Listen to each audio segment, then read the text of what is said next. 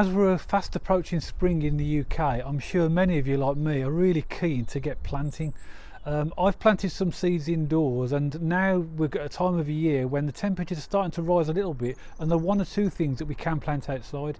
What I'm going to do in this video is show you some of the plants that I've just transplanted that are going to be ready to go outside a little bit later on, and some of the seeds that you can plant. If you like the video, then don't forget to give it the thumbs up.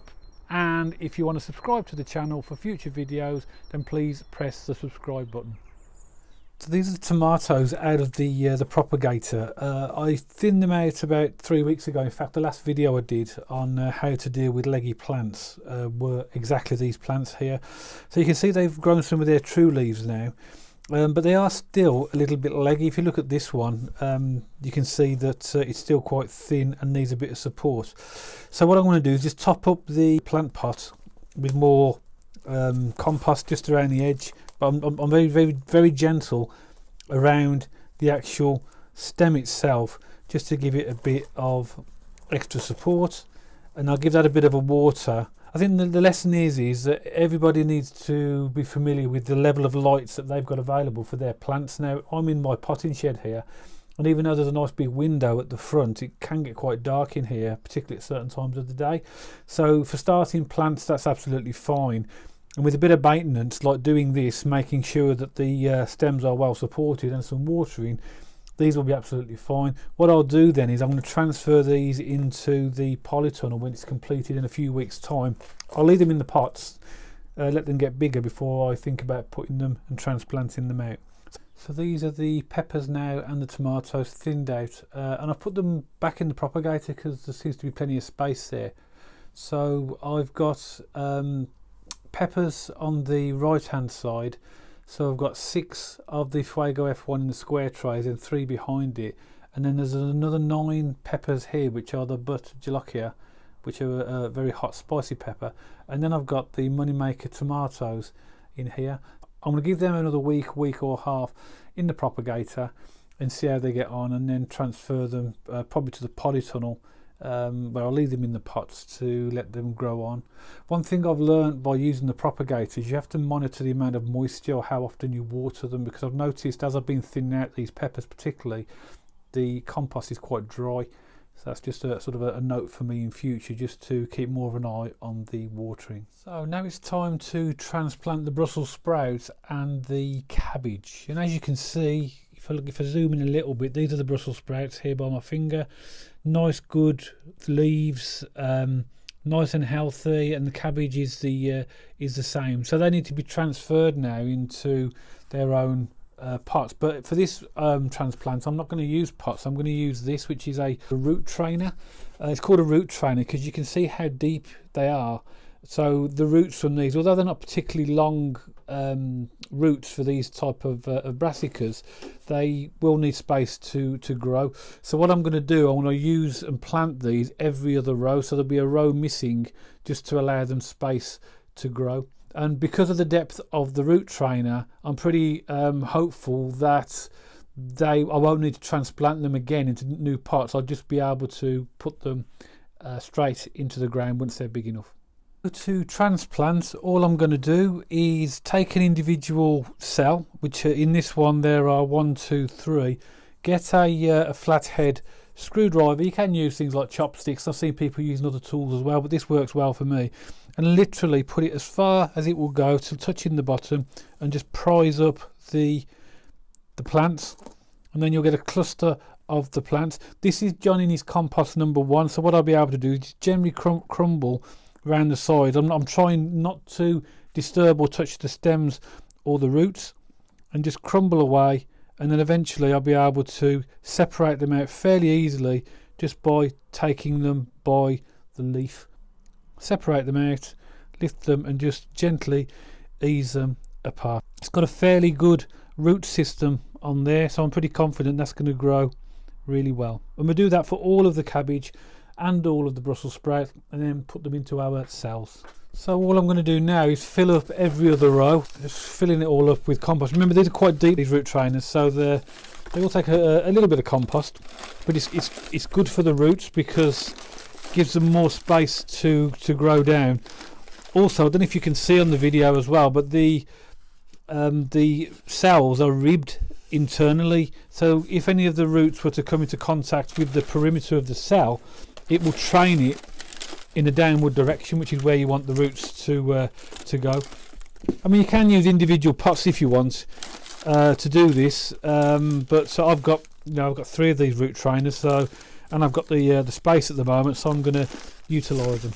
So they're full up to the top. Now we want to sort of gently sort of compact the compost down, so we'll give the tray a bit of a tap, and you'll notice that the level has gone down. The lower ones you want to just top up with a little bit more compost. We don't want to put the compost right to the top just yet, because we need room to put the plants in.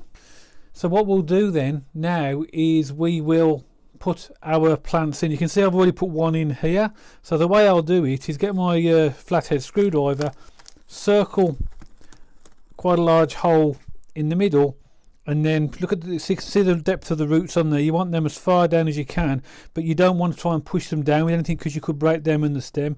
Hold the leaves just so that my finger is just resting on the top of the cell, and just gently put the soil back around it. You might want to top up a little bit just to give it a bit of support, and then just firm around it, and that's it. And that's another one in, and we'll do that now for all of them. So there you go, they're all transplanted now. I've managed to get 12 cabbage and 12 Brussels sprouts, putting them into the root trainer. One thing I've learnt over the years, and what I used to make the mistake of, is I plant too many.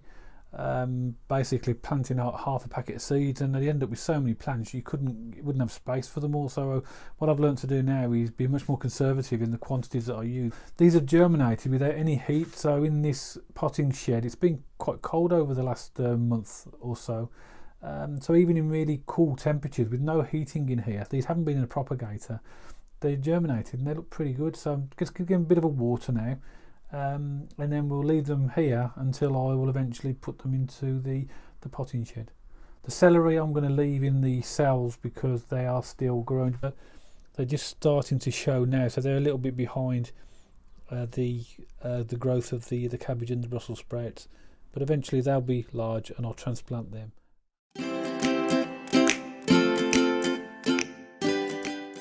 So here's a few varieties of seeds now that I'm going to sow. Remember, at the time of recording, we're in mid-March. So some stuff can go directly outside if you've got your ground ready. Some stuff will need to be planted indoors. So what I'm going to plant today is beetroot. This is a variety I've referred to on previous videos before called Renova. You notice it's the thinner type of beetroot, but I grew this last year and it really nice beetroot. So I'm going to start this off in cells today, and then when they're large enough I'll be able to transplant them out. So if you haven't tried Renova, that's a good variety to try. Also going to plant some spring onions. This is a variety called Ramrod. They can be planted directly outside if you've got the ground ready, but again I'm going to start those in trays today. Lettuce is obviously something that's very popular with many people. There's loads of varieties of lettuce out there. I'm going to plant these today, which is a variety called Lakeland. I've not grown them before, but they're you can see they're the very rounded type of lettuce. So I'm going to start them in trays or in cells today, and then I'll transplant out when necessary. And finally, parsnips, and this is a packet of seeds I got free with my order, so I might as well put them in. Parsnips can go outside from now, really, from March onwards. I found them very slow in germination compared to other vegetables, so you need to make sure your ground is prepped properly and you plant them absolutely correctly, because these seeds are like little flakes. But I'm going to try them for the first time in cells and try and get them as little plants, then put them in, because they don't transplant very well. So I'm going to try this approach for the first time. So these are all varieties of seeds that you might want to try starting from now onwards. Most of them indoors, but if you have got your ground ready, apart from the beetroot, the spring onions, the lettuce and the parsnips can be sown directly outdoors from now onwards. I filled another root trainer with some compost. Now this time I'm not using John Innes compost number 1. I'm going to go for Levington's Advanced Seed and Modular Compost Mix. I've not used it before, but it does seem very fine. It looks like it's going to be perfect for seeds. So what I'm going to do, I want to do a number of rows. I'm going to put 4 lots of different seeds in here and label them all. Maybe 2 rows of spring onions, 2 of beetroot, 3 of lettuce, and 3 of parsnips, something like that, just to get them started. So all I'm going to do now, all of these seeds are quite small seeds, so they don't need to be planted very deep. So I'm literally just going to put a very slight depression with my fingers in each of the cells, in the middle of each of the cells. I'm hardly putting any pressure at all in the cells, and because I'm going to cover these over with a bit more compost anyway in a minute, and literally is just to give them somewhere to sit, but you don't want them too deep. Clearly, you know the general rule about seeds, you want to plant them about twice the depth of the seed themselves. So these are all going to be fairly shallow seeds. So we'll start off with parsnips. So this is the parsnips called Sabre F1. As I've said, these can be planted outside from now onwards if you prepared the ground, but I'm going to try them in cells for the first time. Parsnip seeds are very flaky. They're almost like little flakes, but they are big enough, if you're careful, just to pick them up and just put 1 per cell, and that's all I'm going to do. Put 1 per cell. If 2 drop in, you can pick them up and put 1 in each one. If 2 fall into a cell, it doesn't really matter, because if 2 do germinate, then you can clearly prick them out and use the other plants, or you can potentially cut 1 off and just use the better one. So I've decided to put an extra row of these in, so I've got 3 rows of parsnips now. If you think when you look at them that the seeds look a little bit too close to the surface, before you cover them over, you can gently push them down just a little bit. But as I've said, you don't really want these seeds too deep, because they're only shallow seeds and you want them to germinate. So I'm not going to cover them over yet, because I'm going to get a label and then I'm going to go and do the other seeds and I'll cover them all over together. Next we'll go for our beetroot. This is the variety Renova that I was telling you about.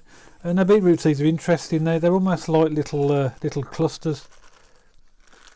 I don't know if you can see them on the camera there, just little tiny clusters. So we're going to do the same thing. So I've got 3 rows of parsnips. So I'm going to do the same with the beetroot.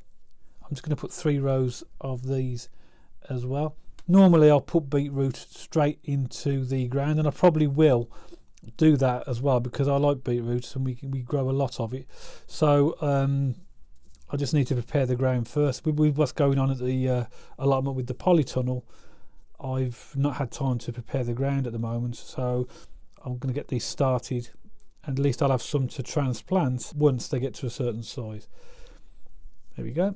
So that's now 3 rows of beetroot, and again I'm going to label them now, and I'll cover them all up in a minute. Next we're going for our spring onions. These are the variety called Ramrod. Never grown them before, but they do look like really good size spring onions. As with all onion seeds, they're small little black beads or balls, and it doesn't really matter if you get more than 1 in a cell, because they grow well in clusters. So literally I'll put them in my fingers, and I'll just literally rotate my fingers as they fall in, and I'm going to do 2 rows of these. I've got some of these grown in the allotment at the moment, not this variety. I think the variety I've got are called White Lisbon, and they're absolutely fabulous and ready to harvest. So I don't mind if I'm getting more than a few in each of these cells, because they will grow quite happily together. You don't necessarily have to separate them. Make sure you carefully put any seeds back, and that's it. And that's our spring onions that have been planted. And last but not least, today we have the lettuce. This is a variety called Lakeland. Lettuce seeds are very fine, and again you may get 1 or 2 plants seeds that go into each cell, and that's okay too. These will be my first planting of lettuce this year, and I will do planting every 2 to 3 weeks so that we get succession. So it's planting smaller quantities but regularly will allow you to get a regular supply of lettuce. I have different varieties. I can't remember what they are at the moment, but I've got 2 or 3 varieties of decent lettuce. The very small seeds lettuce, very small indeed, so you just need to just very gently place them into the cells. You might get 2 or 3 popping into a cell, but you know, when they germinate, you can always thin them out a little bit. So all that's left to do now is just cover them up. So I'll just get a handful of this Levington's compost and just gently put it over the top, and I'll level it in a minute, just to fill in the cells where we've put the seeds, and just gently cover all of the seeds. So all I need to do now is give that a bit of a water, and then we'll leave them to germinate. These won't be in any special conditions. They'll be in my unheated potting shed, so there's no heating here, so they will germinate reasonably okay, but we'll have to keep an eye on them. So as you can see, there's lots you can do at this time of year in preparation for the main planting season, which is really fast approaching. Hopefully the videos give you some ideas about some things that you might want to grow, or maybe some varieties you've not grown yourself before, and maybe a few 1 or 2 tips about how you might be able to transplant. So don't forget to like the video, and if you want to subscribe to the channel, then please do so. And also, what are you planting at this time of year? Let everybody else know. So if you could put in the comments below some of the things that you maybe have started planting, either inside or outside, and actually put where you are in the world as well, what zone you're in, so people can relate to whatever you're planting. So I hope you enjoyed the video, and I'll see you all on the next one.